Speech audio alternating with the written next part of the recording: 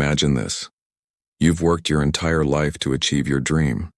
You've studied, trained, and sacrificed countless hours to earn your place in a competitive field. You've proven yourself time and time again, and yet, in a single moment, someone tries to strip it all away, not because of your skills, but because of the color of your skin. This is the story of Captain Malik Johnson, a commercial airline pilot whose life took a dramatic turn one fateful day at work. It's a story about prejudice, power, and the shocking moment when one man decided he wasn't going to take it anymore. But this isn't just about Malik. It's about an entire company, a system that failed, and the ripple effects of one man's courage to stand up for what's right. By the end of this story, you'll see how one simple phrase, "wait outside," sparked a chain of events that would bring an entire airline to its knees. It was a crisp Monday morning at Skyway Airlines, one of the largest carriers in the country. Captain Malik Johnson had just arrived at the airport, his pilot's uniform crisp, his ID badge hanging proudly around his neck. He was preparing for a routine flight to Chicago, a route he'd flown dozens of times. But as he approached the staff entrance, something felt off. The security guard, a man Malik had never seen before, eyed him suspiciously. "Can I help you?" the guard asked, his tone clipped. Malik smiled politely, used to the occasional double-take when people realized he was a pilot. "Just heading in for my shift," he replied, gesturing to his uniform. But the guard didn't budge. "Wait outside," he said firmly, his voice carrying a hint of disdain. Malik paused, confused. "Excuse me?" he asked, his tone still calm but firm. The guard crossed his arms. "You heard me. Wait outside. I'll call someone to assist you." For Malik, those 3 words, "wait outside," hit like a punch to the gut. He knew what this was about. It wasn't the first time he'd been mistaken for anything other than a pilot. Over the years, he'd been asked if he was a baggage handler, a mechanic, even a passenger trying to sneak into restricted areas. But this felt different. This wasn't just a misunderstanding. It was a blatant dismissal of who he was and what he'd worked so hard to achieve. Malik took a deep breath, trying to keep his composure. "I am a pilot," he said, his voice steady but firm. "I don't need assistance. I'm here to do my job." The guard smirked, clearly unconvinced. "We'll see about that," he muttered, picking up his radio. Malik's heart raced as he watched the guard call for backup. He knew what was coming next. Within minutes, a supervisor arrived and the situation escalated. Despite Malik showing his credentials, the supervisor sided with the guard, insisting he wait outside until they could verify his identity. The humiliation burned, but Malik knew this wasn't just about him. It was about every person of color who'd ever been made to feel like they didn't belong. What happened next would change everything. As Malik stood there, his mind racing, he made a decision, one that would send shockwaves through the entire company. He wasn't just going to let this slide. He wasn't going to wait outside. He was going to fight back. But how far was he willing to go, and what would it cost him? As the tension mounted, Malik reached for his phone, his fingers trembling with a mix of anger and determination. He knew this moment would define not just his career, but the future of Skyway Airlines. Little did anyone know, the next few hours would unravel a series of events that would leave the entire aviation industry reeling. By the end of the day, the company would be facing a crisis unlike anything it had ever seen. But how did it all unfold? What did Malik do that brought an entire airline to its knees? And what does this story say about the world we live in today? Stay tuned, because this is just the beginning. Malik Johnson wasn't just any pilot. He was one of the most respected captains at Skyway Airlines, with over a decade of experience and a spotless record. He'd flown through storms, navigated technical malfunctions, and even once safely landed a plane after a bird strike damaged one of the engines. His colleagues admired him, and passengers often complimented his calm demeanor and professionalism. But Malik's journey to the cockpit hadn't been easy. Growing up in a small town where opportunities were scarce, he'd dreamed of flying since he was a kid. His father, a mechanic, had instilled in him a love for machines and a belief that hard work could take you anywhere. Malik had taken that lesson to heart, working multiple jobs to pay for flight school and enduring countless sleepless nights studying for exams. When he finally earned his wings, it felt like the ultimate triumph.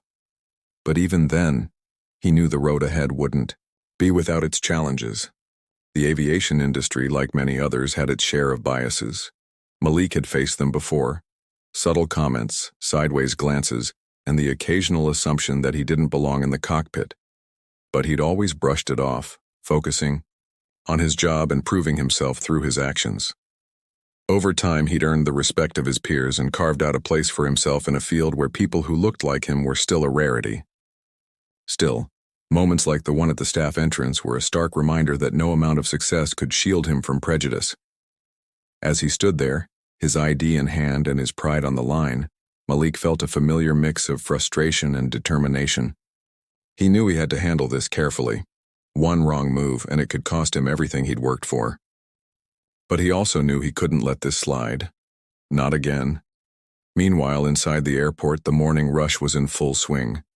Passengers hurried to their gates, dragging suitcases and clutching boarding passes. Flight attendants in crisp uniforms moved with practiced efficiency, and pilots like Malik prepared for their day in the skies. But for Malik, the day had already taken a turn he hadn't expected. As the supervisor continued to question his credentials, a small crowd began to gather. Other airline staff, passengers, and even a few TSA agents paused to watch the scene unfold. Malik could feel their eyes on him, some curious, others judgmental. He knew how it looked: a black man in a pilot's uniform being questioned by security. It was a scene that played out far too often, not just in airports but in every corner of society. And yet Malik refused to let it break him. He stood tall, his voice steady as he repeated, "I am a pilot. I belong here." But the supervisor wasn't backing down. "We just need to verify your identity," he said, his tone dismissive. "It's standard procedure." Malik knew it wasn't. He'd been working at Skyway for years, and no one had ever stopped him like this before. This wasn't about procedure. It was about prejudice. And Malik wasn't the only one who noticed. Among the crowd was Sarah Mitchell, a flight attendant who'd worked with Malik on several flights. She'd always admired his professionalism and had even considered him a friend. Seeing him being treated this way made her blood boil. She stepped forward, her voice sharp. "What's going on here?" she demanded, looking from Malik to the supervisor. "Captain Johnson is one of our most experienced pilots. Why are you holding him up?" The supervisor hesitated, clearly caught off guard by her intervention. "We're just following protocol," he stammered. Sarah wasn't buying it. "This isn't protocol," she shot back. "This is discrimination." The word hung in the air, heavy and undeniable. Malik felt a surge of gratitude for Sarah's support, but he also knew this wasn't going to end here. The supervisor, now visibly flustered, radioed for higher-ups to come and handle the situation. Malik's heart sank. He knew what that meant: more delays, more humiliation, and more people questioning his right to be there. But he also knew he couldn't back down. This wasn't just about him anymore, it was about every person who'd ever been made to feel like they didn't belong because of who they were. As he waited, his mind raced. What could he do? How could he turn this situation around? And what would it mean for his career if he pushed back too hard? Unbeknownst to Malik, the incident at the staff entrance was about to set off a chain reaction that would reach far beyond the airport. Skyway Airlines had been struggling for years with allegations of discrimination and a toxic workplace culture. Several employees had come forward with complaints, but the company had always managed to sweep them under the rug. Malik's story, however, was different. It wasn't just a complaint. It was a moment caught in real time, witnessed by dozens of people. And in the age of smartphones and social media, it was only a matter of time before the world found out. As Malik stood there, his phone in hand, he knew he had a choice to make. He could let this go, file a formal complaint and hope for the best. Or he could take a stand, knowing full well the risks involved. The decision weighed heavily on him, but deep down he knew what he had to do. Meanwhile, in the executive offices of Skyway Airlines, CEO Robert Hargrove was preparing for another day of meetings. He had no idea that his company was about to be thrust into the spotlight for all the wrong reasons. Hargrove had always prided himself on running a tight ship, but beneath the surface, cracks were beginning to show. Employee morale was low, turnover was high, and the company's reputation was hanging by a thread. The last thing he needed was a scandal. But as the minutes ticked by, that's exactly what he was about to get. Word of the incident at the staff entrance was already making its way through the ranks, and it wouldn't be long before it reached his desk. By then, it would be too late to stop what was coming. Back at the airport, Malik finally made his move. He opened his phone and began recording, capturing the scene unfolding around him. The supervisor, now visibly nervous, tried to stop him. "You can't record here," he said, his voice shaky. But Malik stood his ground. "I have every right to document what's happening," he replied, his tone firm.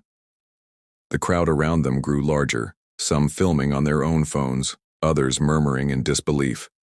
Malik knew this was a gamble.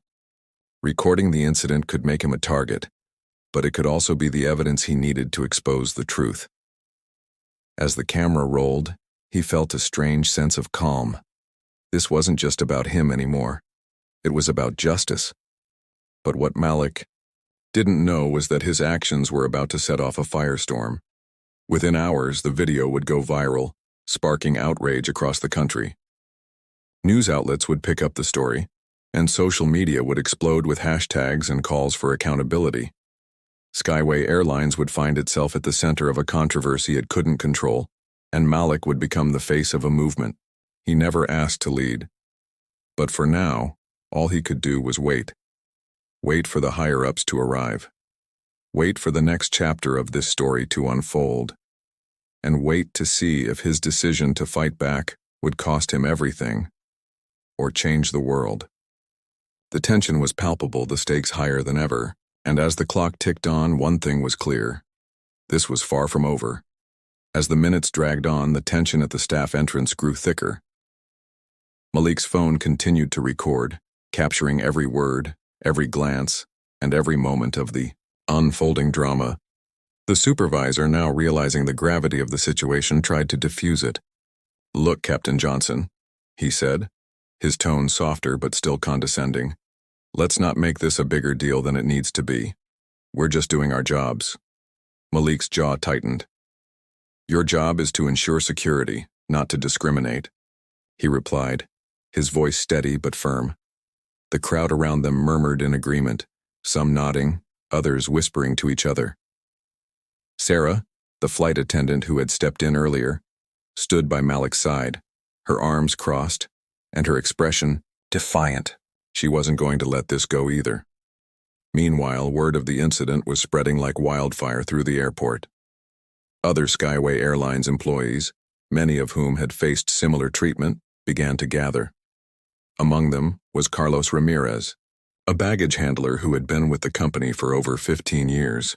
Carlos had seen it all: favoritism, unfair promotions, and blatant racism disguised as company policy.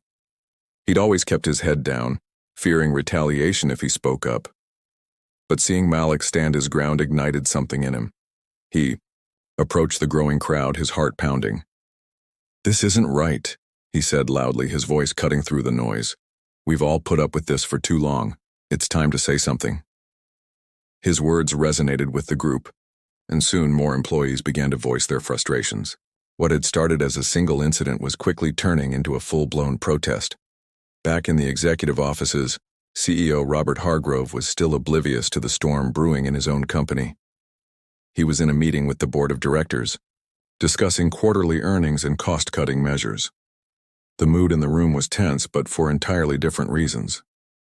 Skyway Airlines had been struggling financially for years, and the pressure to turn things around was mounting. Hargrove, a man known for his ruthless efficiency, had little patience for anything that didn't directly contribute to the bottom line. "We need to focus on profitability," he said, his voice sharp.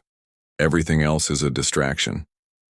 But as the meeting dragged on, his assistant, Emily Carter, slipped into the room, her face pale. "Sir, we have a situation," she whispered, handing him a tablet. Hargrove glanced at the screen and his expression darkened. The video of Malik's confrontation was already trending on social media, and the comments were brutal. "What the hell is this?" he snapped, his voice rising. Emily hesitated. "It's going viral, sir. We need to address it immediately." But addressing it wasn't going to be easy. The video had already been shared thousands of times, and the hashtag #Skyway scandal was trending nationwide. News outlets were picking up the story, and reporters were flooding the airport, trying to get a statement from Malik or anyone involved. Malik, still standing at the staff entrance, was now surrounded by a mix of supporters and curious onlookers. His phone buzzed incessantly with notifications, texts, calls, and social media alerts. He knew the video had gone viral, but he hadn't anticipated the sheer scale of the response. Part of him felt vindicated. People were finally seeing the truth. But another part of him was terrified. This wasn't just about him anymore. It was about an entire company, an entire industry, and the systemic issues that had been ignored for far too long. As the crowd grew, so did the tension. Airport security, now aware of the situation, tried to disperse the gathering, but it was too late. The story had already taken on a life of its own. Passengers, many of whom were waiting for their flights, began to join in, some filming on their phones, others demanding answers. "Is this how you treat your employees?" one woman shouted at a Skyway representative who had arrived to handle the situation. The representative, a middle-aged man in a suit, looked visibly uncomfortable. "We're looking into the matter," he said, his tone evasive. "We ask for your patience as we investigate." But patience was in short supply. The crowd wanted answers, and they wanted them now. Amid the chaos, Malik found himself at the center of a movement he hadn't asked to lead. He hadn't set out to be a hero or a symbol of change. All he'd wanted was to do his job without being treated like a second-class citizen. But as he looked around at the sea of faces, some angry, some hopeful, all united by a shared sense of injustice, he realized this was bigger than him. This was about everyone who had ever been made to feel small because of who they were. And yet the weight of it all was overwhelming. What if he failed? What if speaking out cost him his career, his livelihood, everything he'd worked so hard to achieve? The doubts gnawed at him, but he pushed them aside. He couldn't back down. No, not when so many people were counting on him. Meanwhile, behind the scenes, the higher-ups at Skyway Airlines were scrambling to contain the fallout. Emergency meetings were called, PR teams were mobilized, and lawyers were consulted. The company's reputation was on the line, and they knew it. But their focus wasn't on addressing the underlying issues. It was on damage control. "We need to spin this," one executive said during a hastily arranged conference call. "Make it seem like an isolated incident. Maybe even discredit the pilot if we have to." The suggestion was met with murmurs of agreement, but not everyone was on board. Emily Carter, Hargrove's assistant, listened in silence, her stomach churning. She'd always believed in the company, but this felt wrong. She knew Malik wasn't the problem. The problem was the culture. The same culture that had turned a blind eye to discrimination for years, and now it was coming back to bite them. As the day wore on, the situation only grew more volatile. Protests erupted at other airports where Skyway operated, with employees and passengers alike demanding accountability. Social media was ablaze with stories from current and former employees, each one more damning than the last. It seemed like everyone had a story to tell about racism, sexism, favoritism, and more. The company's stock price began to plummet, and investors were getting nervous. Hargrove, now fully aware of the crisis, knew he had to act fast. But what could he do? Apologizing would mean admitting fault, and that could open the door to lawsuits. Ignoring it would only make things worse. He was trapped, and he knew it. Back at the airport, Malik was still surrounded by supporters, but the initial adrenaline was starting to wear off.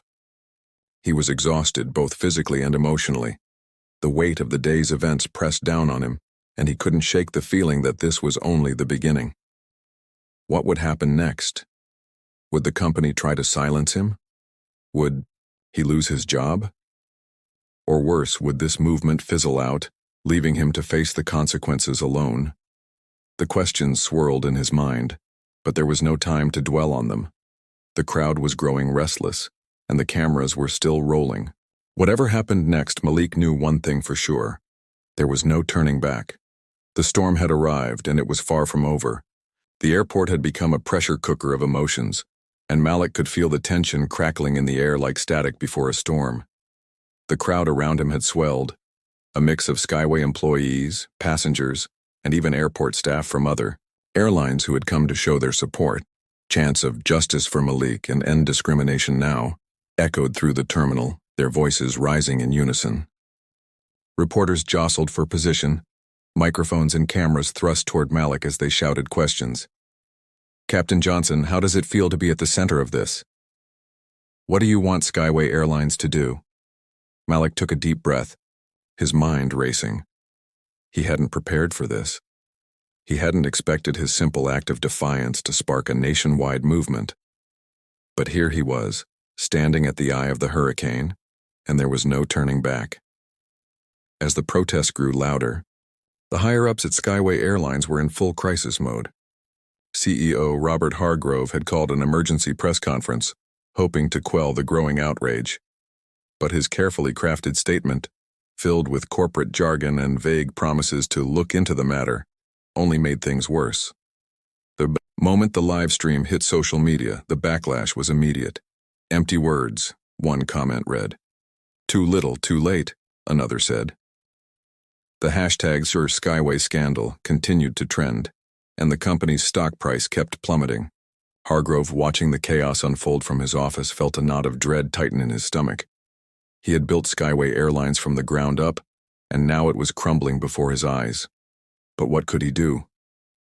The problem wasn't just Malik Johnson. It was the decades of systemic issues that had been ignored for far too long, and now, the dam had broken. Back at the airport, Malik was approached by a woman in a sharp suit, her expression a mix of urgency and determination. "Captain Johnson," she said, extending a hand. "I'm Lisa Martinez, a lawyer with the Equal Employment Opportunity Commission. We've been monitoring the situation and we'd like to offer our support." Malik hesitated, his mind racing. He knew what this meant: legal action, investigations, and a long, grueling battle ahead. But he also knew it was the only way to ensure real change. "Thank you," he said finally, shaking her hand. "I'll do whatever it takes." Lisa nodded, her eyes serious. "This won't be easy," she warned. "They're going to fight back, but if we stand together, we can make a difference." As the legal wheels began to turn, the protests at the airport intensified. Employees from other airlines joined in, sharing their own stories of discrimination and demanding accountability. The terminal was a sea of signs and voices, united by a common cause. But not everyone was on board. Some Skyway employees, fearful of losing their jobs, stayed silent, watching from the sidelines. Others, like Carlos Ramirez, the baggage handler who had spoken up earlier, became vocal leaders, organizing rallies and speaking to the media. "This isn't just about Malik," Carlos said during an impromptu interview. "This is about all of us. We deserve to be treated with respect no matter who we are or where we come from." Meanwhile, behind closed doors, the Skyway executives were growing desperate. Emergency meetings stretched late into the night, with heated arguments and frantic brainstorming sessions. "We need to discredit him," one executive insisted. "Dig up anything we can on Johnson. If we can make him look bad, we can turn this around." But not everyone agreed. Emily Carter, Hargrove's assistant, had been quietly gathering her courage. She'd seen enough. "This isn't the answer," she said, her voice trembling, but firm. "If we keep covering this up, it's only going to get worse. We need to take responsibility and make real changes." The room fell silent, all eyes turning to Hargrove. He stared at Emily, his expression unreadable. For a moment, it seemed like he might actually listen, but then he shook his head. "We'll handle this my way," he said coldly. Emily's heart sank. She knew what that meant: more lies, more damage control, more of the same.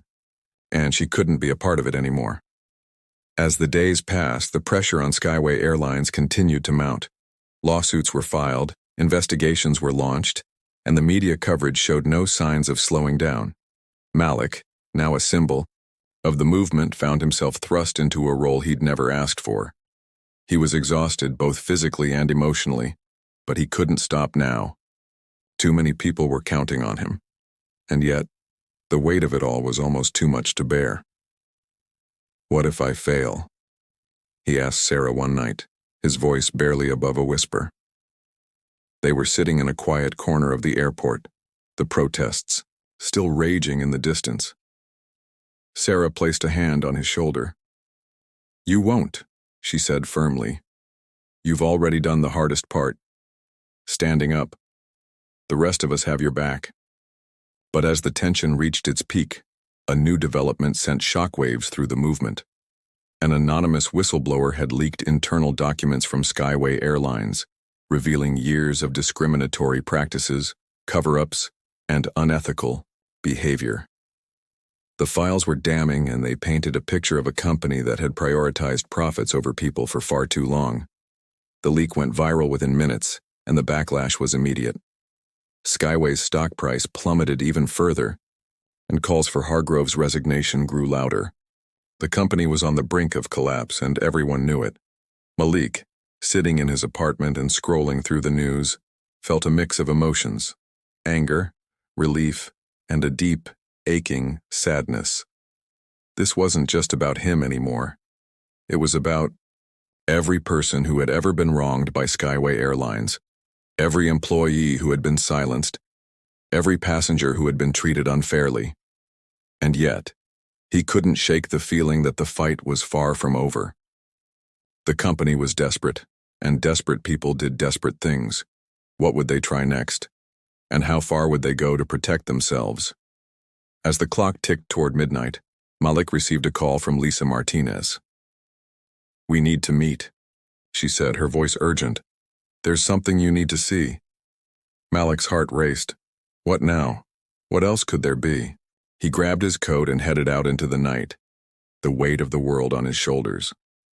The storm was far from over, and the hardest part was yet to come. Malik stepped into the dimly lit cafe where Lisa Martinez had asked to meet him. The place was nearly empty, save for a few late-night patrons sipping coffee in quiet corners. Lisa was already there, seated at a table with a folder of documents spread out in front of her.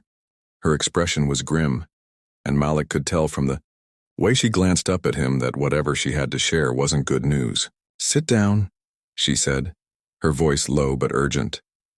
Malik slid into the chair across from her, his heart pounding. "What's going on?" he asked, his voice barely above a whisper. Lisa hesitated, then pushed the folder toward him. "We've uncovered something big," she said. "Something that changes everything." Malik opened the folder, his eyes scanning the documents inside. At first, he wasn't sure what he was looking at: financial records, emails, and what appeared to be internal memos. But as he read further, the pieces began to fall into place. The documents revealed a pattern of deliberate misconduct at Skyway Airlines far beyond what had already been exposed. There were records of executives knowingly ignoring safety violations to cut costs, evidence of bribes to regulators, and even allegations of money laundering. Malik's stomach churned as he flipped through the pages. This is huge," he said, his voice shaking. Lisa nodded. "It is. And it's not just about discrimination anymore. This is about criminal activity. If this gets out, it won't just bring down the company. It could send people to prison." Malik leaned back in his chair, his mind racing. He'd known Skyway Airlines was corrupt, but this was on a whole other level. And yet, as shocking as the revelations were, they also filled him with a strange sense of hope. If this information got out, it could finally bring the company to its knees. But there was a catch. "How did you get these?" he asked, looking up at Lisa. She hesitated again, her expression uneasy. "From a whistleblower inside the company," she said. "Someone who's been gathering evidence for years. They reached out to me anonymously, but they're willing to come forward if we can guarantee their safety. Malik's eyes widened. Who is it? Lisa shook her head. I can't tell you that. Not yet. But trust me, this person is the key to everything. As Malik processed the information, he couldn't shake the feeling that they were standing on the edge of a cliff. One wrong move, and everything could come crashing down. But one right move, and they could finally bring justice to everyone who had been wronged by Skyway Airlines. What do we do now? He asked, his voice steady despite the storm raging inside him. Lisa leaned forward, her eyes intense. We go public, she said. But we have to be careful. If the company finds out we have this, they'll do everything in their power to stop us. We need to move fast and we need to be smart. Meanwhile, back at Skyway Airlines headquarters, the atmosphere was equally tense. CEO Robert Hargrove had called an emergency meeting with his inner circle, and the mood in the room was grim. The leaked documents had sent shockwaves through the company, and Hargrove knew they were running out of time. We need to contain this, he said, his voice sharp. If this gets out, we're finished. The executives around the table exchanged uneasy glances. How do we stop it? One of them asked. Hargrove's jaw tightened. We find the whistleblower, he said, and we make sure they never speak again. Unbeknownst to Malik and Lisa, the company was already one step ahead. A private investigator had been hired to track down the whistleblower, and the net was closing in fast. The stakes had never been higher, and the danger was real. As Malik left the cafe that night, he couldn't shake the feeling that they were being watched. Every shadow seemed to hold a threat, every passing car a potential danger. But he knew they couldn't back down now. Too much was at stake. The next morning, Malik and Lisa held a press conference, flanked by a group of Skyway employees who had decided to stand with them. The room was packed with reporters, their cameras flashing as Malik stepped up to the podium. His heart was pounding, but his voice was steady. For too long, Skyway Airlines has prioritized profits over people, he began, but today that ends. We have evidence of criminal activity within the company and we're prepared to share it with the world. The room erupted in gasps and murmurs, but Malik pressed on. This isn't just about me. It's about every employee, every passenger, and every person who has been wronged by this company. We demand accountability and we won't stop until we get it. As the press conference continued, the tension in the room was palpable. But just as Malik was about to reveal the first piece of evidence, the lights flickered and the room was plunged into darkness. Chaos erupted as people shouted and scrambled for the exits. Malik froze, his heart racing. Was this an accident, or was it a warning? As the lights came back on, he noticed a folded piece of paper on the podium that hadn't been there before. His hands trembling, he opened it. The message was short, but chilling. Stop now, or you'll regret it. Malik's blood ran cold. They were being threatened. But by whom? And how far would they go to silence him? He looked out at the crowd, his mind racing. The stakes had just gotten higher, and the danger was closer than ever. But as he stood, there surrounded by the people who had put their trust in him, he knew one thing for sure. He couldn't back down now. The fight was far from over, and the hardest part was yet to come.